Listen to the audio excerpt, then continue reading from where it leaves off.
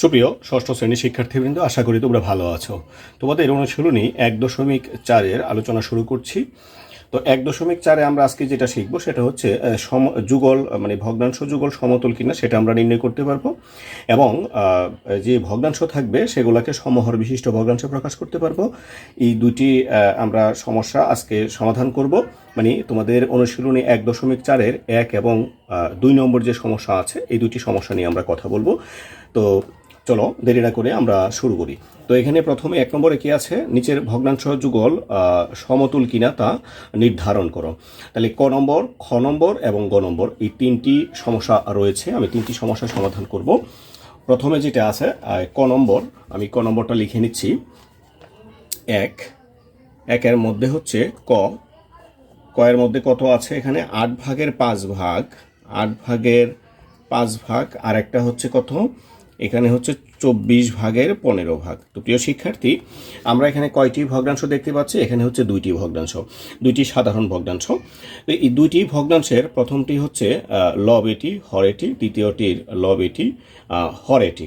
তো আমাদের যখন সমতুল ভগ্নাংশ আমরা নির্ণয় করব, এর আগের ভিডিওতে কিন্তু আমরা বিস্তারিত কথা বলেছি যে আমরা কিভাবে নির্ণয় করব। সেটা যদি তোমরা মিস করে থাকো, এই মুহূর্তে উপরে একটা লিঙ্ক আছে, সেখানে ক্লিক করে দেখে নিতে পারবা। অথবা আমরা এখানেও আমরা ভালো করে আবার এটা পুরো মানে বিশদভাবে আলোচনা করছি। তো আমরা প্রথমেই লিখব, আমরা একটা সূত্র দেখব যদি সমতুল ভগ্নাংশের হয়, সমতুল ভগ্নাংশ নির্ণয় কিনা সেটা আমাদের জানতে হয়। তাহলে লিখব আমরা এখানে প্রথম ভগ্নাংশের লব, প্রথম ভগ্নাংশের লব আমরা গুণ দেব হচ্ছে দ্বিতীয় ভগ্নাংশের হর, দ্বিতীয় ভগ্নাংশের হর। এটা একটা আমরা সূত্র। আবার আরেকটি সূত্র আছে, আমরা লিখব আবার লিখব হচ্ছে প্রথম ভগ্নাংশের হর। হ্যাঁ, আগে প্রথম ভগ্নাংশের ছিল লব, এখন লিখব প্রথম ভগ্নাংশের লব, এখন লিখব হর। হ্যাঁ, আগে লিখেছিলাম লব, এখন লিখব হর। আর এখানে দ্বিতীয় ভগ্নাংশের এটা ছিল, প্রথমটা ছিল কি হর, এটা হয়ে যাবে লব। তো আমরা এখানে প্রথম ভগ্নাংশের লব কত আছে 5, আমরা এখানে দেব 5 গুণ দ্বিতীয় ভগ্নাংশের হর আছে 24, আমি এখানে দেব 24।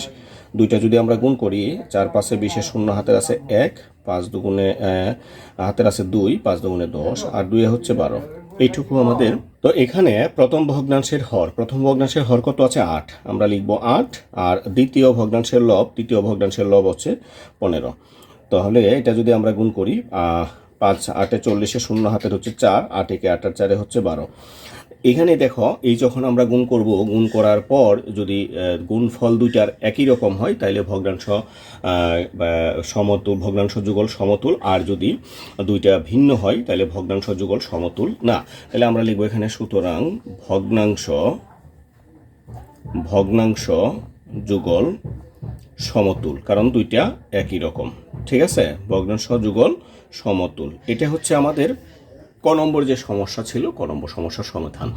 আমরা এখন খ নম্বরটা দেখি। আমরা সবগুলো এভাবে নির্ণয় করব। খ নম্বরে আছে হচ্ছে 11 ভাগের 7 ভাগ, আর হচ্ছে 33 ভাগের হচ্ছে 14 ভাগ।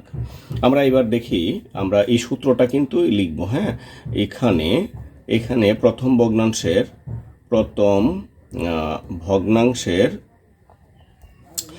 ভগ্নাংশের লব গুণ দ্বিতীয় ভগ্নাংশের হর, দ্বিতীয় ভগ্নাংশের হর। তাহলে আমরা প্রথম ভগ্নাংশের লব কত 7, দ্বিতীয় ভগ্নাংশের হর কত 33। আমরা এটাকে গুণ করব। এর আগে আমরা আরেকটা সূত্র আছে, সেটা আমরা লিখি। আবার এখন লিখব প্রথম ভগ্নাংশের হর গুণ দ্বিতীয় ভগ্নাংশের লব, দ্বিতীয় ভগ্নাংশের লব। তো আমরা প্রথম ভগ্নাংশের হর কত আছে 11, দ্বিতীয় ভগ্নাংশের লব কত আছে 14। আমরা এখন এইগুলাকে আমরা গুণ করে দেখি আমরা কীভাবে মানে কী নির্ণয় করতে পারি। 3 7 21, 21-এর 1 হাতে হচ্ছে 2, 3 7 21 আর 2 হচ্ছে 23। এটা কত হলো? 231। আমরা যখন এটাকে গুণ করব তখন হবে 154। এটা কিভাবে আমি করেছি, কারণ প্রথমে আমি 10 দিয়ে গুণন করেছি, 140 হয়েছে। 140-এর সাথে 1 দিয়ে গুণ করলে 14, 140-এর সাথে 1 মানে 14 যোগ করলে হবে 154। তোমরা আলাদা জায়গায় গুণ করতে পারো, সমস্যা নাই, তোমাদের মানে এটা করতে পারো। হ্যাঁ, আমি সময় স্বল্পতার জন্য করিনি। তাহলে আমরা লিখব কি, সুতরাং ভগ্নাংশ যুগল। এখন আমরা দেখি এই দুইটা কি গুণফল কি একই রকম হয়েছে? গুণফল একই রকম হয়নি। যেহেতু গুণফল একই রকম হয়নি, তাইলে আমরা লিখব সমতুল নয়। সমতুল নয়, ভগ্নাংশ যুগল সমতুল নয়। এটা আমাদের খ নম্বর ছিল। আমরা এখন খ নম্বরটা আমরা একটু দেখি। খ নম্বর আমরা করে ফেলেছি, আমরা গ নম্বরটা দেখি। গ নম্বরটা হচ্ছে 50 ভাগের 38 ভাগ আর হচ্ছে 150 ভাগের 114 ভাগ। তো এখানেও আমরা আগেরটার মতোই আমরা লিখব। এখানে আমরা সূত্রটা সুন্দর করে লিখব, সূত্রটা ভুল করা যাবে না। প্রথম ভগ্নাংশের হর, প্রথম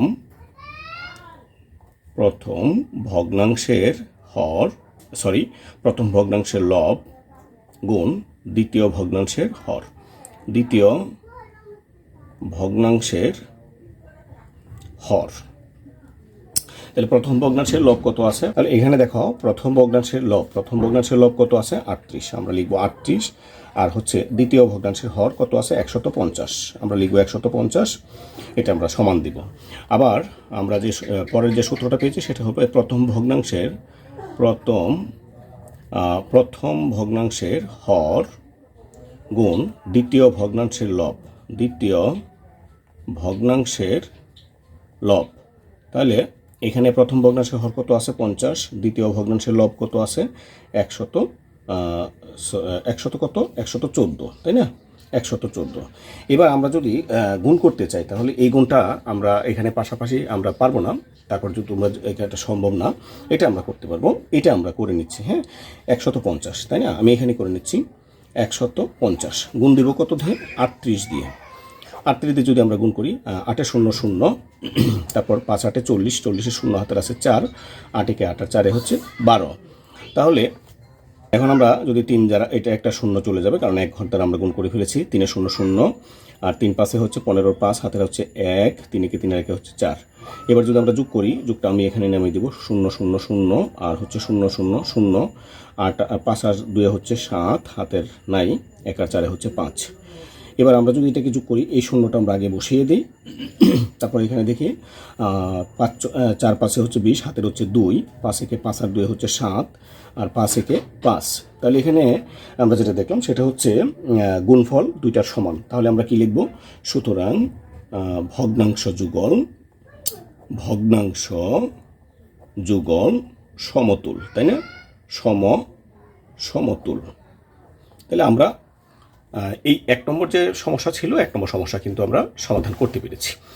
আমরা এখন 2 নম্বর যে সমস্যা আছে, এই 2 নম্বর সমস্যাটি আমরা একটু সমাধান করব। এর আগে আমরা প্রশ্নটা দেখে নিচ্ছি 2 নম্বর কি আছে। 2 নম্বরে বলছে, নিচের ভগ্নাংশগুলোকে সমহর বিশিষ্ট ভগ্নাংশে প্রকাশ করো।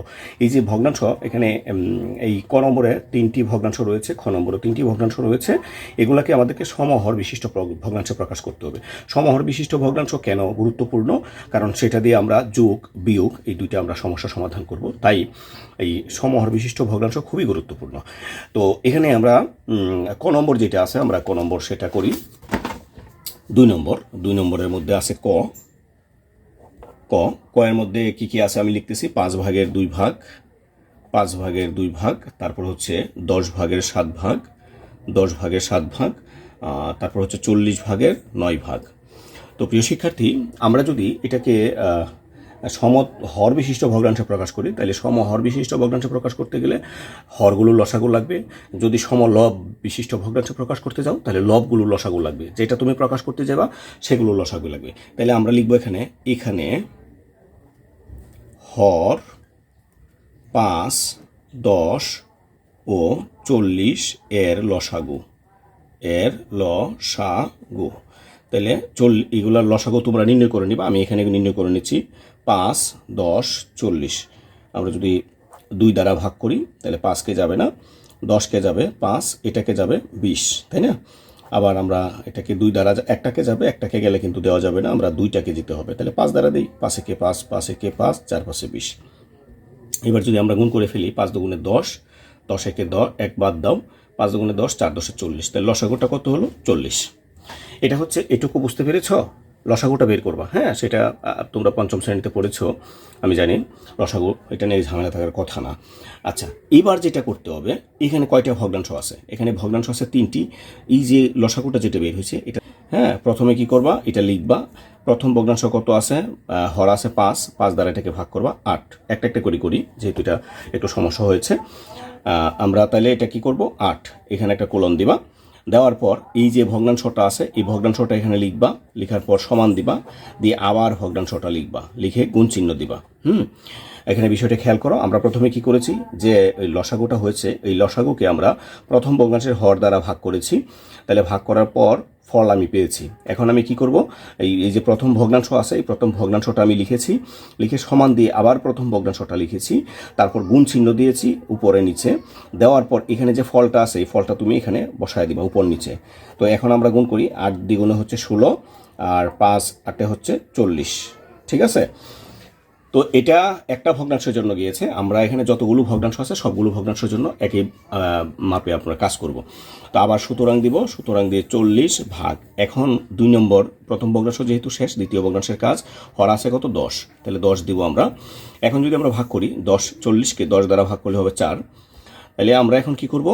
ভাগ, আমরা ফলটা বের করলাম। এখন আমরা দ্বিতীয় যে ভগ্নাংশ আছে, এই ভগ্নাংশটা আমরা লিখব 10 ভাগের 7 ভাগ, সমান দিব, আবারও 10 ভাগের 7 ভাগ লিখব, গুণ চিহ্ন দিব। দেওয়ার পর এখানে যে ভাগফলটা আছে, ওই ভাগফলটা আমি এখানে বসাবো।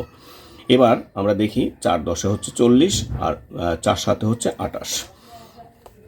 তাহলে এক ভগ্নাংশের জন্য একটা লাইন, দ্বিতীয় ভগ্নাংশের জন্য দ্বিতীয় লাইন, এবার তৃতীয় ভগ্নাংশ। তাহলে আমরা কি করব? এখানে আবার দেব 40, তারপর হবে, মানে 40 বলতে হচ্ছে এই 40, হ্যাঁ, যে লসাগুটা, ভাগ তৃতীয় ভগ্নাংশের হর। তৃতীয় ভগ্নাংশে কত আছে? 40।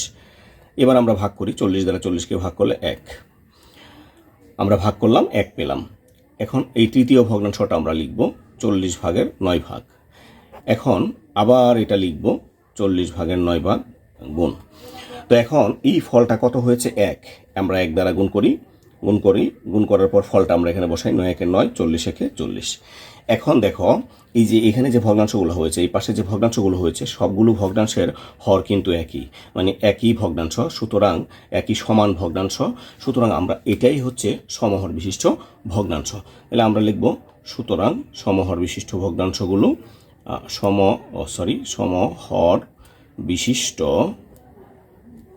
সমহর বিশিষ্ট ভগ্নাংশ, হ্যাঁ, ভগ্নাংশ।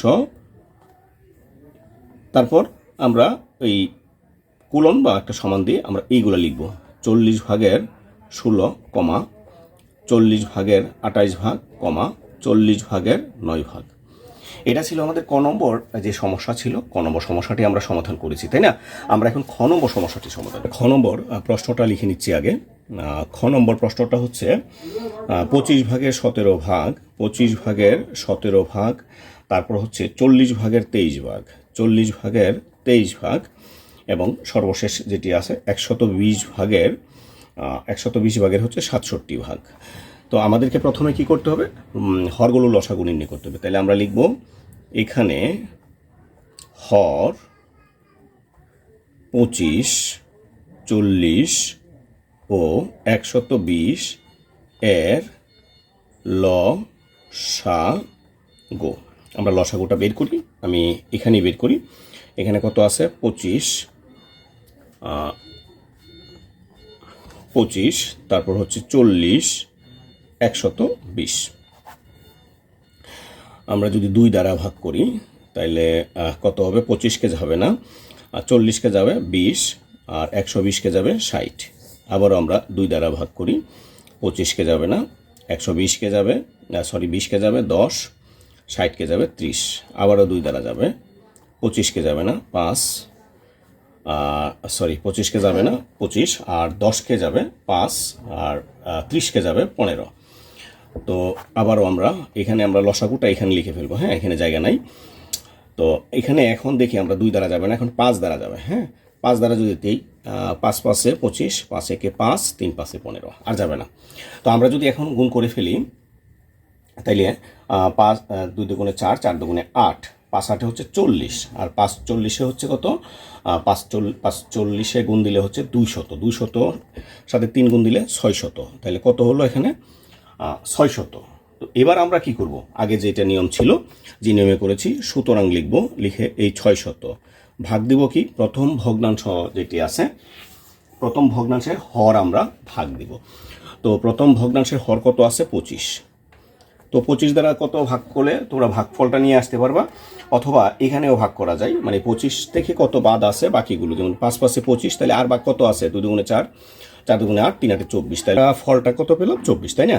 তো এখন আমাদের কি করা উচিত, আমাদের হচ্ছে প্রথম ভগ্নাংশটা আমরা লিখব, এখন সমান চিহ্ন দিব, দিয়ে আবারও প্রথম ভগ্নাংশটা লিখব। হ্যাঁ, 25 ভাগে 17 ভাগ, গুণ চিহ্ন দিব। এখন আমরা কি করব, এই যে ফলটি, এই ফলটি আমরা এখানে বসাবো, এখানেও বসাবো। তো এখন যদি আমরা ফলটা বসাই, 24 দ্বারা যখন আমরা 25কে গুণ করব, এটা হবে 600, আর 24 দ্বারা আমরা 17কে গুণ করব, অথবা 24কে 17 দ্বারা গুণ করি, 4 7 28, 28 2 হাতে হচ্ছে 2, আর 7 দুগুণে 14, আর 2 হচ্ছে 16, এক অঙ্ক শেষ। আমরা একটা শূন্য দিয়ে দিলাম। 1 দ্বারা যদি আমরা গুণ করি, 4 1 4, 2 1 2, 8, 4 আর 6 10, শূন্য হাতের আছে 1, 1 আর 1 2, 2 আর 2 4, তাহলে কত হলো এখানে 408। এটা হচ্ছে আমাদের প্রথম ভগ্নাংশের জন্য। আমাদের আরও ভগ্নাংশ রয়েছে, এই জন্য আমরা আবার এটা দিব, ভাগ দিব হচ্ছে এবার নিচেরটা। তো 40, তো এখান থেকে আমি বলছিলাম যে এখান থেকে ভাগ করা যায়। আমরা এই 40 যেহেতু আছে, দেখবো কোনগুলা গুণ করলে 40 হয়। 2 দুগুণে 4, 4 দুগুণে 8, 5 8 40, এই পর্যন্ত 40 হয়ে গেছে। তার মানে এখানে কত আছে, 3 5 হচ্ছে 15, ফলটা হবে 15। এবার আমরা আবারও দ্বিতীয় ভগ্নাংশটা লিখব, 40 ভাগের হচ্ছে 23 ভাগ সমান, আবারও দিব এখানে 40 ভাগের 23 ভাগ, গুণ গুণ। এবার এখানে ফলটা কত আছে 15, আমি এখানে 15 বসাবো, 15 বসাবো। তো 40 দ্বারা 15কে গুণ করলে যে 4 15 হচ্ছে 60, আর একটা শূন্য। তো এখন আমাকে 23কে 15 দ্বারা গুণ করতে হবে। তো 23কে যদি আমরা 15 দ্বারা গুণ করি, আমি এখানে গুণ করি, তোমরা আলাদা জায়গায় করবা, এখানে হিজিবিজি হয়ে যাবে। 3 5 হচ্ছে 15, হাতের হচ্ছে 1, আর 5 দুগুণে হচ্ছে 10, 10 আর 1 হচ্ছে 11। এবার 1 দ্বারা গুণ করলে 3 1 3, 2 1 2, 5, 3 আর 1 4, 2 আর 1 হচ্ছে 3, এখানে কত হলো 345। আমরা এটাও লিখলাম। তো আরেকটি ভগ্নাংশ রয়েছে, যতগুলো ভগ্নাংশ থাকবে ঠিক আমরা ততবারই নিব লসাগুটা। এটার নিচে কত আছে, এটার নিচে হচ্ছে 120, তাহলে এবার কত 120, 120 এখান থেকে আমরা কিভাবে পাই, সেটা হচ্ছে 2 দুগুণে 4, 4 দুগুণে 8, 5 8 40, 40কে যখন আমরা 3 দিয়ে গুণ করব, 3 40 হচ্ছে 120, তাহলে কত থাকবে 5, ফলটা হবে এখানে 5। আমরা তৃতীয় ভগ্নাংশটি বসাবো। তৃতীয় ভগ্নাংশটি আছে 120 ভাগের 67, আবারও এখানে দিব 120 ভাগের 67। এখন আমরা কি করব, আমাদের এই যে ফলটি আছে, এই ফলটি দ্বারা আমরা গুণ করব। তো এখন আমরা দেখি গুণ করে, 5 12 হচ্ছে 60, আর একটা শূন্য 600, আর এখানে 5 7 হচ্ছে 35, হাতের হচ্ছে 3, আর 5 36, আর 3 হচ্ছে 33। তো আর কোনো ভগ্নাংশ বাকি নাই, 3টা ভগ্নাংশ ছিল, 3টা আমি ওইভাবে করে ফেলেছি। তো এই পাশে যেগুলো আছে এগুলো হচ্ছে সমহর বিশিষ্ট ভগ্নাংশ। তাহলে আমি লিখবো এখানে সমহর বিশিষ্ট ভগ্নাংশ। হ্যাঁ, ভগ্নাংশ, তাহলে সমহর বিশিষ্ট ভগ্নাংশ কত কত আছে এখানে, 600 ভাগের 408, 600 ভাগের 408, 600 ভাগের 345, 345, 600 ভাগের 335, 335। তো এই সমহর বিশিষ্ট ভগ্নাংশে আমরা যে সমস্যা ছিল এগুলো আমরা সমাধান করেছি। তো আগামী যে ভিডিওটা হবে সেটা খুবই গুরুত্বপূর্ণ, মানের ঊর্ধ্বক্রমে সাজাবো, এই কাজগুলাই লাগবে, এটা একটু এক্সারসাইজ করবা, আর তারপর আমরা বাকি কাজগুলো করতে পারবো। আজকে এখানে বিদায় নিচ্ছি, সবাই ভালো থেকো, ধন্যবাদ সবাই।